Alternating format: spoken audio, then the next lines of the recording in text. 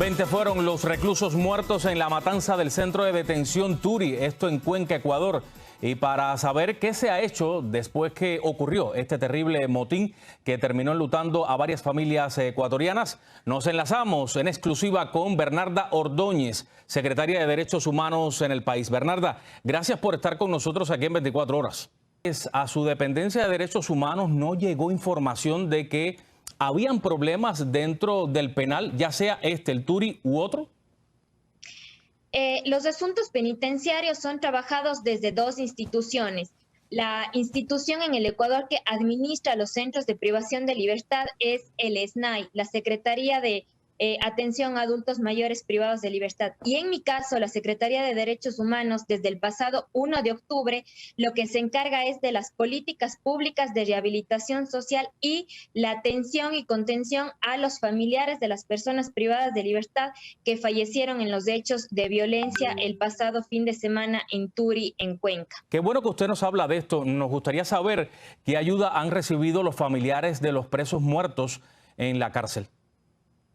En el Ecuador, la Secretaría de Derechos Humanos implementó un protocolo de atención emergente, lo que nos permitió atender a más de 200 personas, familiares de las personas privadas de libertad, con primeros auxilios psicológicos, acompañamiento y asesoramiento legal en los trámites correspondientes, dado estos lamentables hechos de violencia en el sistema penitenciario, y atendimos también a 87 familias. Nuestro acompañamiento se desarrolló de la siguiente manera.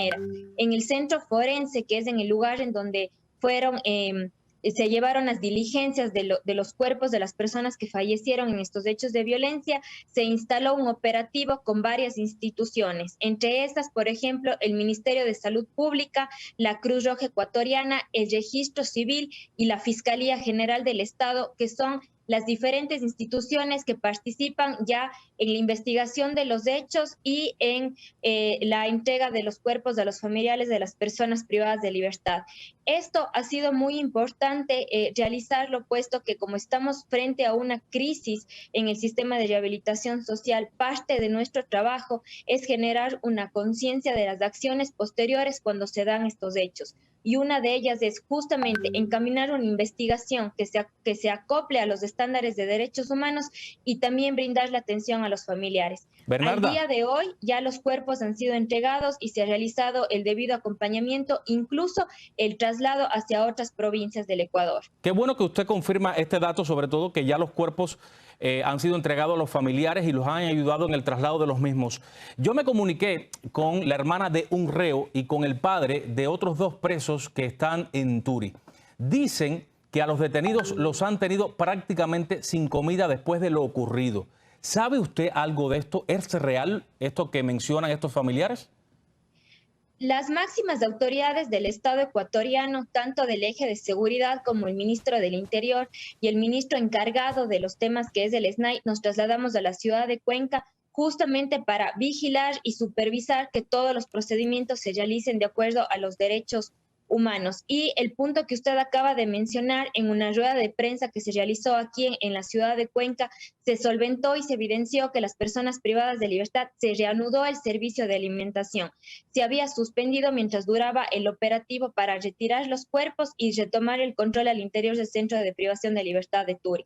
Esta cartera de Estado ha estado siempre en primera línea cuando se han dado estos hechos lamentables de violencia y lo seguiremos haciendo para solventar esta crisis de derechos humanos. Yo entiendo, acción que también, sí,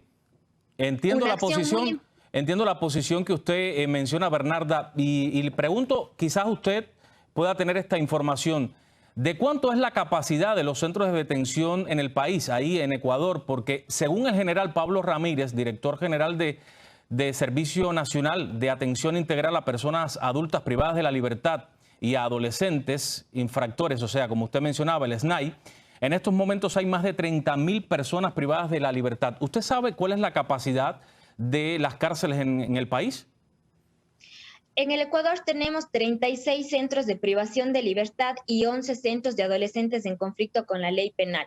Al momento estamos superando cerca de las 39.000 personas privadas de libertad y la capacidad instalada de los centros de privación de libertad es de aproximadamente 30.000 personas. Ahora bien, ¿qué va a hacer su gobierno para evitar la sobrepoblación en los centros de detención? O sea, y evitar, por supuesto, amotinamientos como el ocurrido en Turi.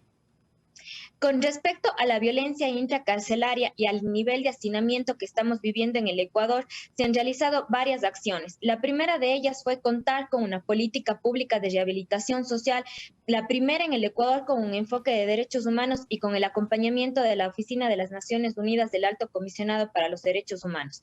Esta política pública tiene 12 ejes de intervención y un presupuesto de 27 millones de dólares. Otro punto muy importante para bajar el hacinamiento en los centros de privación de libertad ha sido justamente el decreto presidencial emitido por nuestro señor presidente Guillermo Lasso Mendoza, el 355, el cual hasta la fecha ha permitido que más de 300 personas privadas de libertad accedan a los beneficios penitenciarios. ¿Qué significa esto? Que las personas que hayan estado procesadas y condenadas y que ya hayan cumplido un 60% de la pena y luego de pasar por los regímenes de rehabilitación puedan acceder y puedan salir y retomar su libertad. Estas son algunas de las acciones que se han implementado y por supuesto el SNAI está trabajando en un plan de fortalecimiento institucional debido a que en el año 2018 el ministerio que regulaba esta materia tan importante fue eliminado y lo cual nos ha generado esta crisis estructural en el sistema penitenciario, tal como lo recoge el informe de la CIDH, que da cuenta que es una crisis que tiene muchísimos años en el Estado ecuatoriano. A propósito de esta crisis que usted lo ha mencionado, es una palabra que ha mencionado bastante durante esta conversación conmigo. ¿Conoce usted si hay detenidos dentro de las cárceles que ya pudieran estar en libertad condicional y por un problema de trámites no han logrado esa libertad condicional del 60% de condena que usted mencionaba que ha cumplido? Justamente desde el directorio del organismo técnico hemos venido trabajando muy de la mano con el eje de justicia para solventar todos estos nudos que por problemas de burocracia las personas no han podido acceder.